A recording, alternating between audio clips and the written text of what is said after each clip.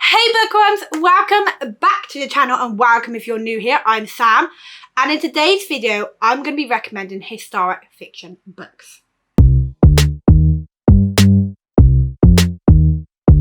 So, all the historic fiction books here that I'm about to recommend are books that I've read. These are the only historic... I mean, of course I've read them. Jesus Christ, it's too early. I'm filming early. Got loads to do. I apologise.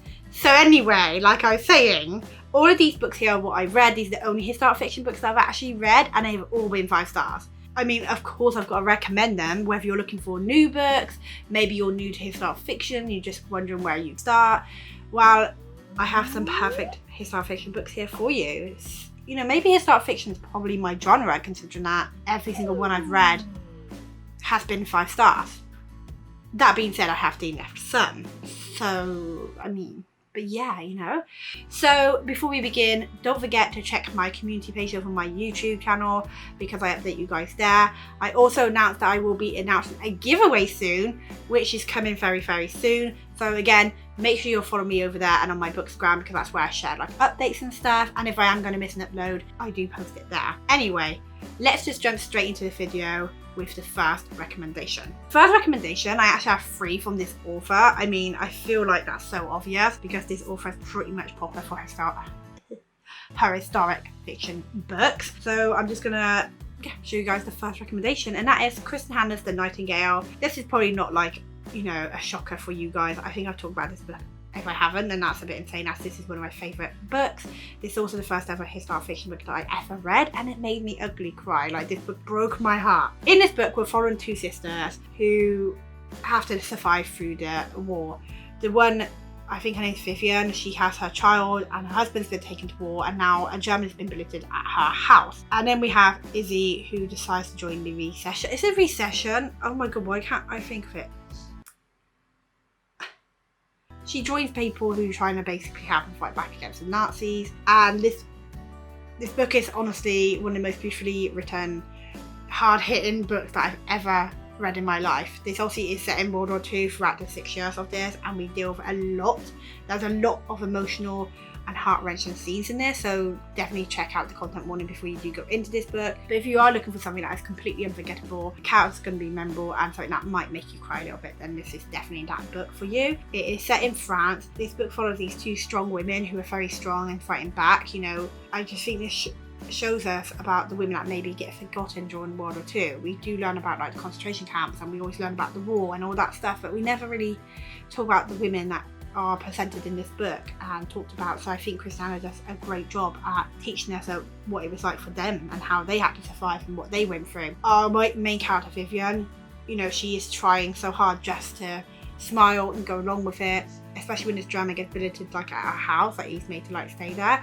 She can't do anything about it, or she'll lose her home. She's got like her child as well. She does go through so much though to protect her children. It's really heartbreaking because Vivian's character starts off like just being like yes sir, starts to kind of get like a bit more power in her, like wanting to fight back, but at the same time you can't blame her because she is just trying to protect her child. And then we have Izzy, who from the start is very ballsy, very brave, doesn't care, and she makes it very clear to the Nazis that, you know, she's not going to just do what they say. There is a scene in this book actually where the German who gets billeted at the house tells Izzy that she has really nice hair, so she goes and just cuts a chunk of her hair off and just gives it to him, and she goes, oh well, I guess you take everything anyway. And Izzy's quite young, I think Izzy's like 17 or 18. She's probably one of my favourite characters ever, just because the bravery she has in standing up to the Nazis. I don't think a lot of people would have that bravery. Like, you know, she could get killed at any second, but yeah, her character goes through a lot. This book literally, ow, cat, I'm talking. This book made me cry so much, but there is a scene in this book, which I'm not going to tell you, that absolutely, sorry, my cat's in the bed, that absolutely poured my heart out and completely trampled across it. I had to put this book down because I was crying so much. People probably have told you, if you've heard about this book, that you're going to cry at the end of this, and you will cry at the end of this 100%, but you're going to cry during this as well. Like, if you read this book and you've not cried during it, then wow. Okay, good for you. But yeah, The Nightingale is a timeless read for me that I would never forget, and I do want to reread this. I just need to prepare myself because I know what's coming. It's also been turned into a movie that I'm probably not going to watch because I don't want to be mentally messed up for the rest of my life. So yeah. Sticking with the same author, we have another book by her, and that is The Four Winds. I believe this is her newest release. She hasn't brought out one since. Now, this one, when I first started reading it, was quite slow and I was a little bit nervous. But because of reading Nightingale, I had like a lot of faith in the author. And after about 100 pages, this book definitely gets into it. And again, this book made me cry twice. It made me cry twice. Why twice? What the hell?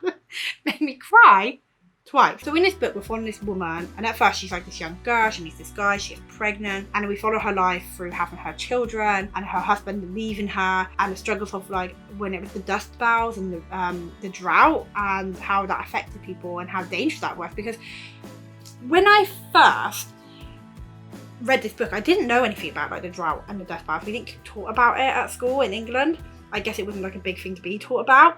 So this book really educated me and opened my mind up to like what that was like for people, which was just horrifying, the things that they deal with. Oh my God, my cat.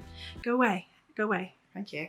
And it also deals with the recession and people fleeing, I think, Texas to go to California to try and get a better life and to survive, and how hard that was for people and how they were treated differently just because, you know, they had to live in like tents, and because they came from like Texas and other places, they were just kind of outcast to people and just treated really badly, to be honest. This story is really about a mother trying her hardest to survive and protect her children and just give them the basics of food. And yeah, it's just a beautiful story about a mother and her children, to be honest. But again, this book made me quite angry, not because of the writing or what the author did, just because of how people were treated simply because of who they were. Again, like I said, it made me cry.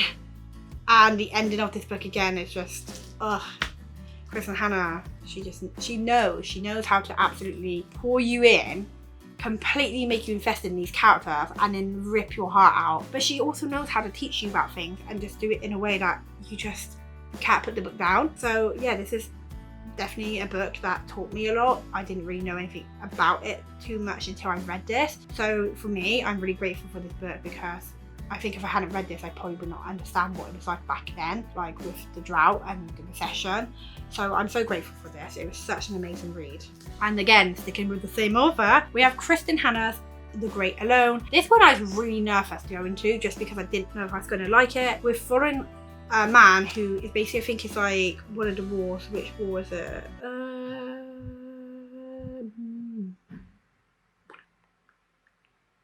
my God, like, what is the war? Mate. Okay, whatever. So we have this dad who's basically come back from the war and he's never been the same, and he is quite, like, I'd say he's quite abusive mentally and physically. So by going into this book, domestic violence is a thing. His family kind of just do what he says because like it's the easiest way, I guess. And he decides one day that he's just going to move them to literally the middle of nowhere where there's nothing really around, only a few people, take them from what they know, and they have no choice and they go. But as they're there in the Great Alone with him, the Great Alone, they start to realise how more dangerous the situation is, because he's kind of going more and more like insane. And I don't really know what else to say about this. We do follow the point of view of the girl, the daughter, who is, I think at first we follow her when she's young, like 13, and then when she's like 18. And we follow the journey and what it's like for her to witness what's going on and her fears and all of this stuff, and her just trying to adapt to what's going on, you know, while they're living literally in the middle of nowhere. And I don't really know what else to say about this book other than it definitely took me by surprise, because I didn't really know what to expect, but I was literally so intrigued by what was going on and so obsessed with the story. And yeah, this book shocked me because, again, it was the one that I was a bit nervous about, but 100% the reviews for this book, I can understand now why people are like raving about it and saying it's amazing. And again, yes, this book was sad. I mean, would it be Kristen Hannah book if it wasn't? There was something near to the end of this book that happens that had me like, I was meant to go to bed basically after reading a certain chapter, and I couldn't. I was like, no, I need to know what's going on, because yeah, it had me gripped, like. And this book also made me cry, because of course, you know. It's a very emotional story about family and trust, and that sometimes the monster isn't out in the big world but actually behind your own front door, and how things can mess with people and change people, and the person that you love can completely change and be someone now that you're fearful of. And I just found this book to be really heartwarming and just like a little bit like enlightens the truth of how people can change because of war. And you know, I just think this book was just done really well. So yeah, they're rated on by Kristen Hammer. Next up, by a different author now, and that is Tattooist of Ostrich. So this book is actually based on a real person, but it's still historic fiction, because obviously with non-fiction every detail has to be accurate. It does actually say this in the beginning of the book. So this is a book following a guy from Slovakia who was taken to a concentration camp and he's made to be the tattooist. So he's made to tattoo the prisoners that are coming in. And of course, stop it, dude. And of course, like, you know, he doesn't have a choice. This is the job. And he decides in his head he'll do it because at least he can try and be gentle about it and make sure people are okay. You know, this character in this book, but also the fact that he's based on a real person, it's just incredibly brave and a hero in my opinion, because of everything he does and the risks he put himself at. I'm gonna kill my cat. Could you settle down? So the risks he put himself at the risks he put himself at to protect others and help others and give others food is just unbelievable. There's this thing in this book that, like, this character, he just has so much hope for the future, and it's just like, how do you have hope when you're literally in a concentration camp going through what you're going through and what you're seeing? But yet he has that hope. So one day when he's doing the tattooing of the prisoners, the new prisoners coming in, he sees this young woman. He's sort of like trying to help her so she doesn't get in trouble, and it's sort of like a romance because he kind of falls in love. Like, literally, this is also a story about a man who falls in love in the concentration camp. Like, I don't know, it's just something about this that he finds love in the darkest of places and tries to give her all this hope. It is just an incredible book. And yeah, I didn't know that this is based on like a real person's story until like I obviously picked this up and I was like, okay. And I think she's got like another 2 books that are also based on the true story, but like I said, they're still historic fiction because not every detail is accurate. But I do like at the end of the book that there's photos, like the real photos of the man and his wife. So yeah, I think this book was a beautiful but heartbreaking and hard story to read, to know what these characters had to go through every single day and what life was like living in the concentration camp. The thing is, this book didn't hit me really hard until like about an hour after I read it. I started listening to the song, and the song just reminded me of the book, and I just started crying. But yeah, I need to read the other 2 books in this series, but this is definitely one that you've got to pick up. I just think it's such an unforgettable story, and the guy in this book, I forget what his name is unfortunately. Lal? Oh, I can't pronounce. I could get my partner to pronounce it because he's Slovakian. So that's nothing. My partner's actually Slovakian, and he never heard about this guy's story before either. So I think that's just pretty amazing. But yeah, it's like no wonder why this book sold like literally millions of copies, as it says on the front. Just to me, when I think about the story, I think about what a hero he was and how brave he was. So yeah. Next up, we're stepping away from the World War II section, and we are going to be recommending The Lost Apothecary. I love this book so much. This is a happier one. No tears were shed. You know, I don't think they were. So, I've seen people call this a fantasy, but this is not a fantasy. This is historic fiction / mystery. We follow 2 different timelines. 2 timelines that we follow are in the 18th century and in present day. In the 18th century, we follow like a lost apothecary, like a woman who has like this sort of hidden shop she sells to women who maybe want to punish their husbands and get rid of them. And then this younger she sort of like hires a younger, like the teacher and stuff like that, like kind of like she doesn't really want her there at first. But yeah, we're following 2 characters in the 18th century, and in present day we're following, I think, Caroline. Yeah, we're following Caroline, who is going to do some mudlarking. I think it's called mudlarking, probably not, but she basically going to do the stuff in the tent, and she finds like an iron Firewall. It's a little glass bottle thing, I can't say it. And it's from basically in the 18th century. She's trying to do research and uncover the story. And we kind of switch between the 2, like timelines. But something about this book that I absolutely love is it revealed things at the perfect time and always in the right timeline. Like, it felt perfectly done. And I was really worried going into this book that I wasn't going to enjoy one of the timelines as much as the other. But I loved both of them. I loved the 18th century and learning, like, you know, all the things that was happening there. And then I loved it where we're following Caroline and her obsession with like history and trying to figure it out, because it kind of reminded me of myself. Yeah, it's just her uncovering the story of what happened, but also like us uncovering it a little bit before her as well in some parts. I love this book so much. I am so gutted that there's not a number 2, because there could be, just saying, there could be a number 2 for this book, but there isn't. But oh, I love this so much. Like the whole apothecary stuff, the 18th century, the modern day stuff with Caroline trying to figure it out and piece it all together. It's just amazing. So like our actual character Caroline, in one day she's gone to London. It's like supposed to be a holiday or honeymoon or something, because her fiance cheated on her or something like that, or tried to break up with her. Oh no, there's problems in the relationship. She went to London on her own, and then she does the whole mud lurking. It's probably not called mud lurking. It's probably something completely different. I'm going to have a look now, because if I'm calling it mud lurking and it's not, well then that's embarrassing, isn't it? It don't say, mate.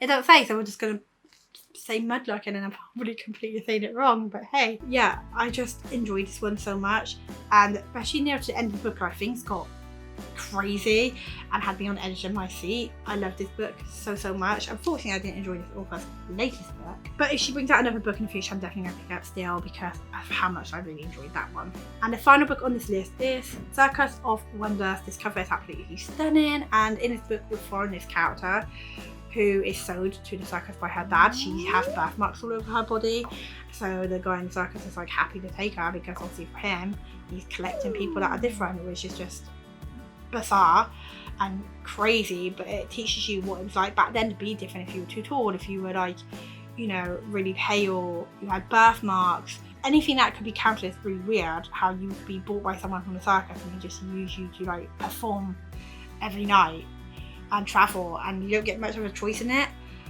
But something I liked about this book is our main character. She sort of ends up like embracing the circus life and loving it, and kind of becomes a bit of a star, that the main circus guy starts to actually hate her and become jealous, because he's not like the main center attraction anymore, because she is. We actually do follow 3 points of view. We follow our main character, who has been sent to the circus, who we absolutely love. We follow her love interest, which is the brother of the main guy who owns the circus, and then we follow him, and oh my god, I hated this chapter, and not because it's badly written, because I just hate him. He was a horrible character, which I mean proves that the author did really well, because she managed to make you actually hate hate the character, which I think that's the whole point. You are supposed to hate him. And yeah, like I obviously knew about like what it was like back then and with the circus and stuff like that. Like obviously, you know, was somewhat, you know, knowledgeable of it, but this book definitely taught me a lot more about what it was like for people back then.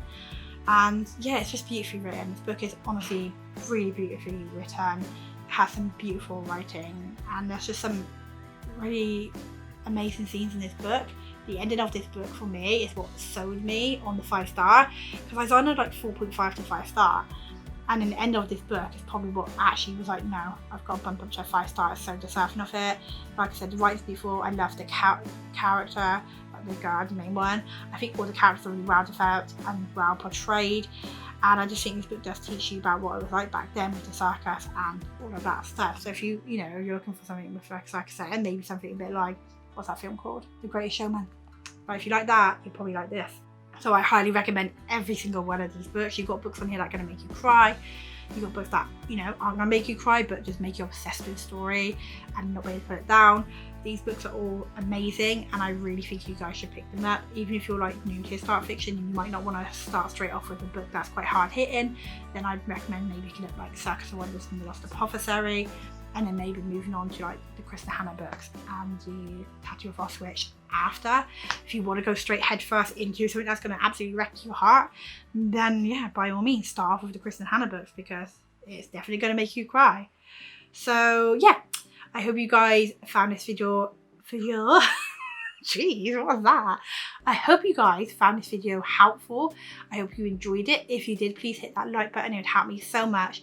And if you haven't already, please hit the subscribe button. And until next time, bye.